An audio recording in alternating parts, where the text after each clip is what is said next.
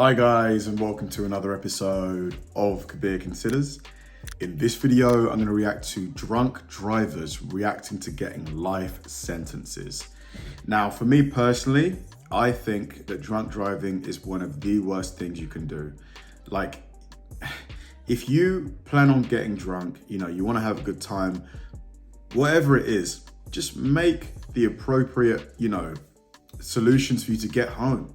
Whether it's getting a taxi or getting a friend who isn't drinking to drop you off or staying the night somewhere, do what you need to do to ensure that you're not going to get behind, a 2-ton machine that can get up to over 100 miles an hour. It just doesn't make sense to me, I just can't, there's really no excuse for it. And the dangers, even when you're sober, a lot of people create fatal situations where maybe they make a mistake or they were going too fast down a particular road and someone loses their life. So if you're drunk and your mental ability has gone down by 70-80%, you're not going to be a better driver. You're going to be much, much worse. So the likelihood of a disaster happening is way, way higher. So I'm guessing these 4 individuals did exactly that. They maybe drunk drove and accidentally took a life, and now they're going to get the penalty. But it's going to be interesting to see how they react to it, if they're full of remorse, if they're contrite, if they're genuinely sorry for what they did, or if they're just still they don't care, which is probably going to get me quite angry, and probably you guys as well. Let's find out. Accused of driving drunk, slamming into a car carrying a family of 5 and killing the parents, now faces murder charges. On a night in December 2020, 27-year-old Henry and his 28-year-old wife Gabriella were taking their 3 young daughters to go look at Christmas lights in Newport Beach. Henry needed to pick up a few things at his old job, but he wanted some quality time with his wife and children who've been staying at home during the pandemic. She wanted to take them for a car. Just for a car ride, at least. Just to go out and see, fresh air. That was it. That's why they went out. But the family quality time was quickly ruined when a drunk driver, Grace Coleman, blew through a red light. The 22-year-old was driving with a blood alcohol level that was 2.5 times the limit and slammed into the family's car, killing the 2 parents, but luckily the children survived. Oh my God, this is terrible. This is genuinely terrible. Those kids are now orphans, those young kids, because of that stupid fucking woman. They were found in the back seat screaming. She tried to pull her mom's hair, trying to wake her up, because she was crying for help. But it was too late. Henry and Gabriella's lives were ended right there on the corner of Newport Coast and Pelican Hills. Thankfully, the girl survived, but not without physical damages. 5-year-old. So I'm guessing it must have been a head-on collision, because that's the only way I can imagine that the parents would be killed, but the kids would be spared. She has 2 broken legs and a broken arm. Elena, the 4-year-old, she has a broken leg. She hit her head. Samantha, the 1.5 years, she has a broken ankle. But broken bones will heal. It's the trauma that they will have to live with for the rest of their lives. Murder charges were filed this afternoon by Orange County District Attorney Todd Spitzer. Mate, looking at her face is actually getting me quite hot under the collar, as in it's getting me quite angry. Just that attitude, the complete, lack of any remorse. It's getting on my nerves. They include double murder, hit and run, and driving with a blood alcohol level of at least 0.20, which is 2.5 times the legal limit. 2 years later, Grace Coleman was placed in front of a courtroom full of family and friends, and they had some things to get off their chest. One by one, family members told convicted killer Grace Coleman how she has forever changed their lives. Those beautiful girls will never have their parents for their major moments of their lives. Who is going to walk them down the aisle if they ever get married? Who is going to dance with them at their quinceañera? December 9th, 2020, I received a phone call to give me the saddest news. Un dolor que jamás podré superar. It was the worst thing that I could have heard, a pain that I will never be able to overcome. My name is Emma. Sophia. This is so sad, man. This is really, really, really sad. Yeah. I write this letter because I miss my mom. My name is Elena. I miss my mom and my dad. I feel sad when the accident happened. Those poor girls. And it wasn't just family and friends. Before her sentence of 21 to life, the judge... 21 to life. So please tell me that she, so 21 years, if she does that on good behavior, she can get released. I really, really hope not. Had his own emotions to project. Sense strongly that they would want you to continue to live your lives with joy, to appreciate every day, to raise. It's so sad. Even the judge is overcome with emotion, and judges, these guys have seen thousands of cases. This is just awful. Those precious girls. I'm sorry. You can hear the emotion in everyone's voices, not least the judge.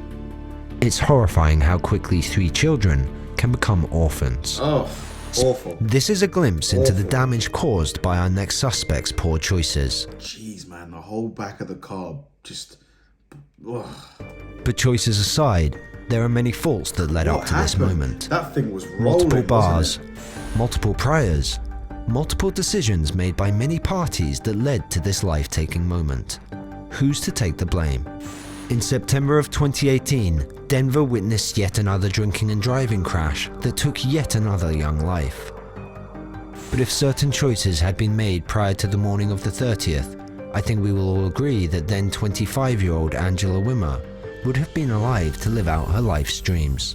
That morning, 47-year-old Todd Krasinski woke up, put on his Green Bay Packers jersey, and went out to indulge in some football and drinking.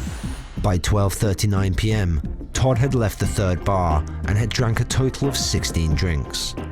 So problem number 1, why didn't any of the bartenders see that he was already drunk? Why did nobody call authorities knowing he was driving? He then got into his landscaping truck. Now back to Angela. She was driving her new Mazda home from church when she stopped at a red light on Copex and Kipling, and it was at this very moment, hitting her at 60 miles per hour, sending her into a 44 mile per hour slide, hitting 3 other vehicles. Oh, man. Around Memphis, Texas, when we got the call that there'd been an accident and she was... She was in critical, they said, the policeman said that she had been in a car accident and that she was in surgery and she was having brain surgery. And he said that that she had passed away. So that was the most horrible. I think that's the worst thing that has ever happened to me in my entire life. While EMTs were fighting to save Angela's life, Todd wasn't trying to stick around. Putting the car in reverse. He was trying to run. Oh, mate, this And gunning it. So the whole back tires were just spinning at an extremely high rate of speed. He wanted out of there, and he would, when I was like, you've got to put it into park, and he'd just shake his head, nope. Todd Krasinski was still wearing his Packers jersey when his latest mugshot was snapped, charged with 15 separate counts, including first-degree murder. His blood alcohol level more than 4 times the legal limit an hour after the crash, court records show, and still more than 3 times the legal limit 2 hours later. But this wasn't his first offense. He actually had a significant rap sheet. Todd Krasinski was accumulating arrests and mugshots, busted 15 times over 2 decades, 6 of them for driving under the influence, 2 DUIs in 2000, another in 2001, 2 in 2003, and 1 more in 2000. Hold on a minute. At what point, if you're racking up DUIs, do you lose your license in America? Like, surely there's isn't there a 3 strikes and you're out type of policy there? This guy racked up like 7 DUIs. 2007. Krasinski would be accused of driving drunk for the 7th time last September 30th. 6 prior DUIs alone. And not one judge had said this is enough. Wow. Wow. Nobody can say this one couldn't have been avoided. Oh my God. When Todd was given a life sentence in prison, he got a chance to say a few words. It's apologizing to the Wimmer family. And shut up. I am so remorseful. No, you're not. I'm so sorry that I did what I did. I woke up in a hospital room, looking at a TV, watching the news in the morning to see what I had done. That is how I found out when I did. I do not feel that I am a victim. The victim has passed away because of my ignorance, and I am so truly sorry to the family, to everybody else affected, to Miss Martinez, and I am so sorry for how much I'm hurting you, and I hope you heal fast in every way. I've struggled with alcoholism my whole life. Then why didn't you get help? It was never, ever my intent to get up that morning. Listen, I've got a lot of sympathy for alcoholics.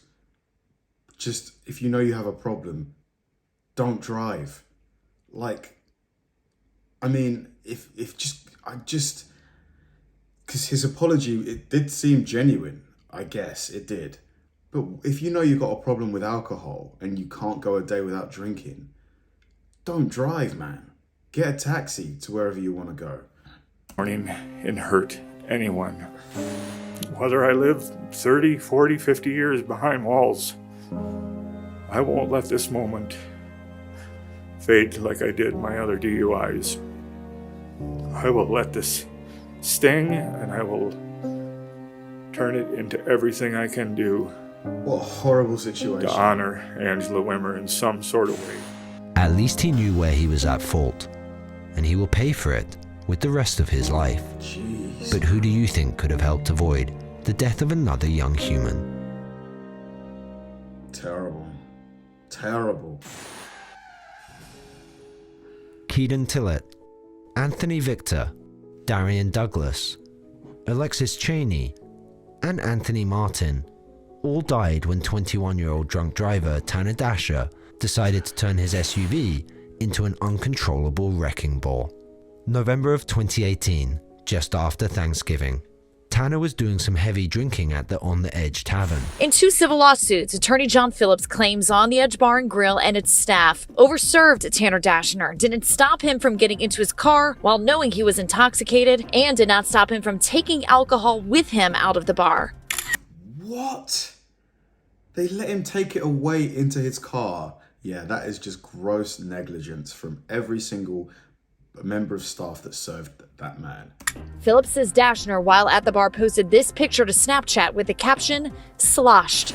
And get this, On the Edge Tavern was also connected to another case where a 19-year-old was overserved, allowed to leave without question, and then crashed, killing Claudia Bradley, who had just become a mother. Oh. We'll tie this up soon, but back to the night of the accident.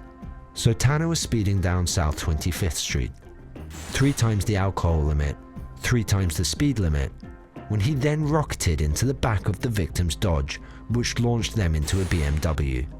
But because he didn't try to stop, he hit them for a second time, which caused the gas tank to explode and engulf the vehicle into a fireball. Would you believe me if I told you there was a lone survivor?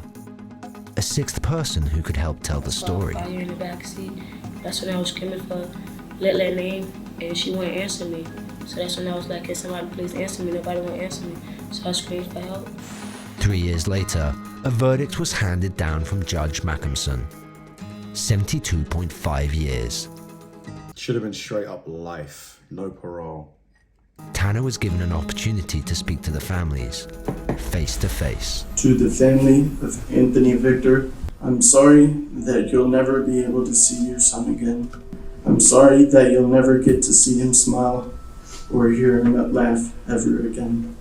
To the family of Anthony Martin, I'm sorry that you will never get to see your son reach his full potential. I am sorry that he will never get to pursue the dreams that he had. To the family of Darian Douglas, I'm sorry that you won't get to be there to comfort him when he's sad and celebrate when he succeeds. To the family of Keaton Tillett, I am sorry that you will never get to be able to tell your son, I love you, and hear him say it back. To the family of Alexis Cheney, I'm sorry that you will never get to see the impact that she could have had in the world. I've never intended to hurt anyone in my life. I regret the poor decisions I've made, and I'm sorry to all the families that I have devastated because of this terrible accident. I just don't understand, like, I just don't get, like, this guy clearly has some level of intelligence. Like, all of the people on this list, why do they think that they can drive after getting absolutely hammered? Like, when I'm tired, just tired, my ability to drive is reduced by, I'd say, maybe 10 to 15%. Like, I can't imagine being that battered. Like, the guy said, they said he had 16 drinks. He must have just been like, I can't imagine what that would feel like to drive under that heavy of an influence of alcohol. I just don't understand why they do it. Like, do they think that they can do it? Or do they can't really be bothered to pay for a taxi or an Uber or whatever? Like, I'm trying to understand why. I hope that you will receive some closure today and that one day that you can forgive me. The families had their chance to speak as well. I'm just relieved. I believe in God, and I can forgive, but I won't forget. He did the accident or made a choice and a decision. He has to live with it, and nobody's happy about it. But it is what it is. That's how it is. Justice has been served. Closure. We're just ready to move on. Put this behind us. It'll never be forgotten. So we just have to be strong, and we've been through a great deal, all of us. And so we're just ready to put this past us. All these lives lost, the lifelong trauma that the families, friends, and surviving victims will all have to deal with. Jeez. Yes, we heal over time. But the point is, these situations could have all been avoided. Honestly. We witnessed in this episode that these problems stem far beyond the bottle. We know that it's the drinkers that decided to start those vehicles that did the damage. But so many people could have stopped it, or at least tried. So who's responsible? The people who stand at the head of the judicial system? The bartenders that supply the alcohol in person? Both? We want to know your thoughts. Sound off in the comments. Until next time. Crazy, man. Crazy. Absolutely insane. The narrator asked a great question. Who's responsible? The bartenders, the individuals themselves, or the judicial system? I mean, every single party there shares some blame, but clearly, the most weight, you'd have to attribute it to the individual because they had control of their actions. They chose to go to the bar or the pub or whatever, and then they chose to get in their car and drive. Like, at the end of the day, I understand that addiction, really, really can sink its claws into an individual and completely, manipulate them in every way. I understand that. But at the same time, when it comes to endangering other people, I'm sorry, you still have to exhibit some kind of self-control. You have to. Like, at the end of the day, I'm sure if you asked every person on this video who got sent to prison for life, would you rather, if you could go back and spend $50 to $100 on a taxi to get you home, or continue the course of action that leads you to prison, which would you choose? Every single one of them would choose to pay the taxi. It really blows my mind, It's so sad, honestly. Every single family that got impacted in this video, it makes me really, really sad. But those three girls who lost their parents, just like that, they're at the beginning of their lives and bang, they're orphans. Just tragic, man. Thanks for watching, guys, and I'll see you in the next one.